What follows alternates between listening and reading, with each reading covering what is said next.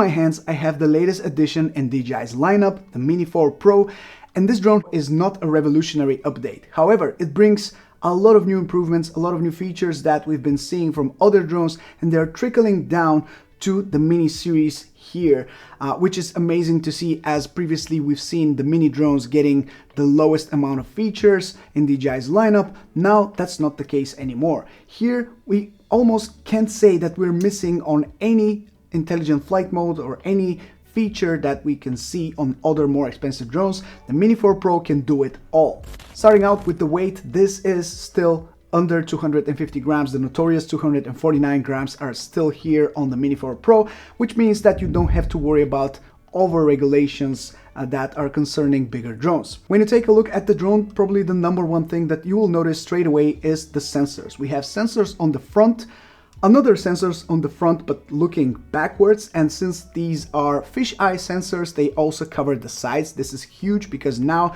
the drone has omnidirectional obstacle avoidance. We also have sensors on the bottom, of course, and we have the aux lighting, which is a first for a mini drone. Now the drone will be stable when hovering during the evening hours when you have, less light. So this is huge for this drone. On the back of the drone, we have these two vents that are cooling down the drone while hovering and also while flying. The battery mechanism is exactly the same. We have a button here to check the battery, which, by the way, is almost the same as the one from the Mini 3 Pro. You can use them, but this one is a little bit more compact, more lighter. So if you use the battery from a Mini 3 Pro, keep in mind that it will make the drone a little bit over 250 grams. At a first glance, the camera looks exactly the same as the one on the Mini 3 Pro, but it is not. This one actually used the same stacked sensor which we have on the Air 3, and pretty much the same sensor as the one on the Air 3. So the wide-angle camera lens on the Air 3 is exactly the same as this one. So the quality is the same as the Air 3, the features are pretty much the same as the Air 3. So this, I would say, is a mini version of the Air 3. Because of that, the drone can now shoot 4K 60 frames per second, 10-bit D-Log-M and HLG video. You also have 4K 100 frames per second slow motion video. Night mode has also been added to this drone, which is completely amazing for a drone this size, because night mode is one of the best ways to capture night footage, as it really eliminates the noise and gives you a very, very bright and clear image. We have Smart Photo, which uses AI to detect your environment and give you better results for your photos. And finally, we have bigger and better panoramas. So I would say the camera is a big upgrade compared to the Mini 3 Pro. It gives you a lot more flexibility to decide how you want to shoot your footage.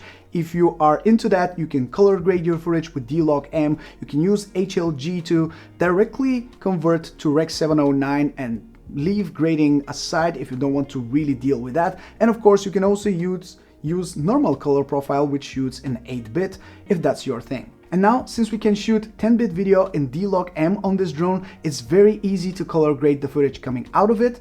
I'm using my own LUT pack that gives you the chance to quickly color grade the footage from the Mini 4 Pro and also the Air 3. It's exactly the same LUT that I'm using for both drones with a press of a button, which I'll link below if you want to check it out for yourself and color grade your footage in seconds. It's very easy to do, and I would love to have your support. Another huge upgrade for the Mini 4 Pro is the fact that it uses the 04 transmission system, giving you a much better range and a lot smoother image between the drone and yourself. And because of that, the drone uses the DJI RC2 or the RC-N2.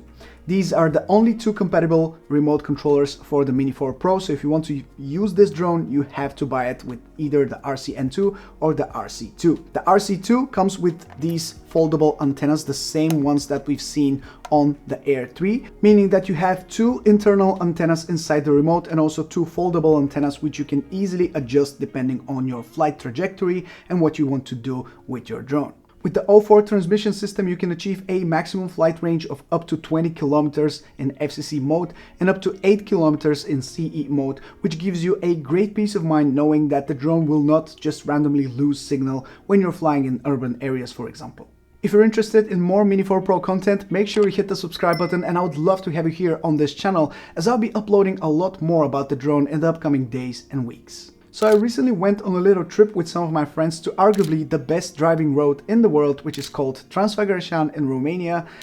And let me tell you, it was amazing to check out the Mini 4 Pro in this specific location, not only because it was extremely beautiful and it was a great pleasure to capture it with the drone, but also to test the wind capabilities of the drone. This mountain pass is no joke, as you have a lot of fog, a lot of rain all the time, a lot of strong wind gusts that are changing like every 10 minutes. There is a drastic change in the weather environment, so it was a great experience to check out the Mini 4 Pro exactly there, and the results did not disappoint. Now, because of the small weight of the drone, it was easier for the drone to be pushed around by the strong wind gusts. However, I couldn't really tell that it was that windy when looking directly at the footage from the drone, because the gimbal is that good to stabilize the footage.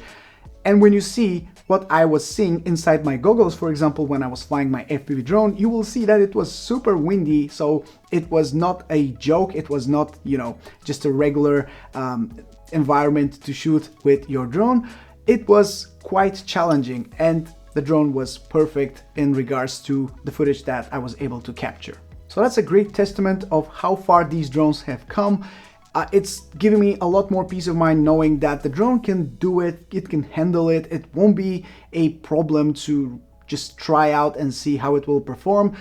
99% of the time it will perform spectacularly, and it won't give you any problems with the footage, and it will be shaky, don't get me wrong, but it will give you good results that you will enjoy afterwards. Now, there is a new feature on the Mini 4 Pro that I want to point your attention to, which is called Active Track 360. Since the drone has omnidirectional obstacle avoidance because of these new fisheye sensors that cover pretty much all directions around the drone, not only the front and the back, but also the sides, since they are wide-angle fisheye lenses, you can expect the drone to detect any obstacles in its way, and that gives you the power to use active track all around you without having to worry that the drone won't see something and will hit it. So now we have this new interface of the active track screen, which is very intuitive, very cool, and also gives you a little bit more flexibility to use the drone as you wish. So in addition to that little circle that previously only gave you the ability to choose which side you want the drone to follow you from, now you can also draw a little line and the drone will perform that exact movement while following you in active track mode. That gives you a lot more flexibility to perform some movements that previously have been a little bit harder to achieve. Now you simply need to swipe and the drone will follow that exact route while at the same time observing for obstacles around you. It's very intuitive and very easy to do, and I was surprised how smooth the end footage looked like. It wasn't jerky or stuttery. The drone was just moving slowly and smoothly while keeping the object inside the frame and in around the middle.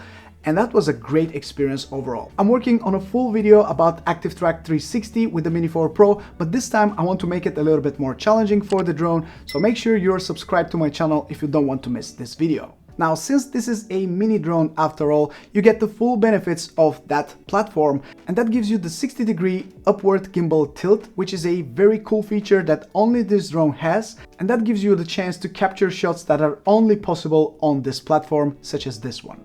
Let's not forget, true vertical shooting is back on the Mini 4 Pro, meaning that when you press a button, the camera will tilt sideways and will give you a true vertical orientation, which you can use to capture footage and photos for social media. And when I said in the beginning that many of the new intelligent flight modes from Mavic 3 and also the Air 3 are trickling down to this platform here, the Mini 4 Pro, I was not joking around. So now, besides the new Active Track 360, which I mentioned earlier, we now have Focus Track, Advanced Return to Home, which uses AR to give you a direct path that the drone will be following when it goes back to its home point. You have AR Home Point, which gives you a little indicator on your remote to let you know where your home point is. You have waypoints, cruise control, hyperlapse, master shots, quick shots, panorama, and quick transfer. And these are all features that we've seen on the bigger, more expensive drones. So I cannot stress enough how happy I am to see them here in the Mini 4 Pro. And finally, we have the flight time, which is up to 34 minutes on the Mini 4 Pro, which is slightly less than the rest of the drones that DJI has come out with recently. But you need to remember this is a sub 250 gram drone, which still remains super lightweight and compact, with the rest of the drones, they keep getting bigger, fatter, and more heavy. This one keeps staying under 250 grams, and they keep cramming all these new features, all this new tech inside, and I can definitely take that small cut of flight time to just get those super cool features that previously have not been present on the drone. If you're not in Europe and you want to take advantage of the bigger battery that DJI offers for this drone, which is up to 45 minutes of flight time, you can also check it out on their website, which I'll link right down below. Finally, I will be listing the prices for the US and Europe for all the different bundles that DJI has to offer on the Mini 4 Pro. I will link the drone down below in the description if you want to check it out for yourself, you want to decide which bundle to go for, and it's really up to you to decide whether it's worth upgrading to the Mini 4 Pro, depending on what drone you're coming from, or if it's your first ever drone, whether it's a good purchase or not. I will leave that up to you. For me though, it has been an amazing experience to check out the Mini 4 Pro for the past couple of weeks. It is a very solid drone, and I'm super happy to see that DJI keeps pushing these new features inside their cheapest drones, although they're not that cheap anymore, right? However, these are the entry-level drones that most people are interested in, and I'm happy to see them including all of these cool features that have been only present on the more expensive drones up until this point. Now we have them here on the Mini 4 Pro as well. With that being said, guys, this is everything I have for you today. Don't forget to subscribe to the channel if you want to see more videos about the Mini 4 Pro. They are coming very, very soon, so stay tuned for that. Thank you so much for your support. I'll catch you in the next one very soon. Ciao.